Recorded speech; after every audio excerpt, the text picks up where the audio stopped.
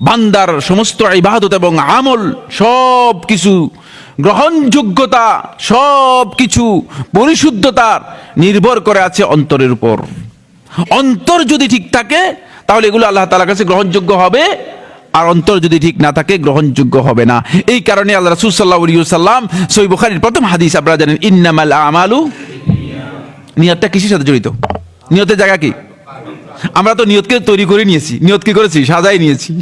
এই নিয়তের আরবি একটা তৈরি করছি না, নাওয়াইতু আন উসাল্লি লিল্লাহি তাআলা, তারপরে নাওয়াইতু আন আসুমা ইত্যাদি ইত্যাদি, মানে আরো কি কি। আপনি এই যে তৈরি করে নিয়েছেন নিয়তটা, এই তৈরি করার কারণে আপনি আসলে অন্তরটাকে পরিচ্ছন্ন করতে পারেন নাই। আমলের সাথে অন্তরের সংযোগ হয় নাই, আমলের সাথে মুখের সংযোগ হয়ে গেছে। ফলে নিয়ত তৈরি করে সবচেয়ে বড় যে ক্ষতিটুকু হয়েছে আমাদের, যেটা সেটা হলো এই একটা তো বেদাত করেছে, যেহেতু এই ইবাদতের ক্ষেত্রে নতুন করে যোগ করার কোনো সুযোগ আছে কিনা?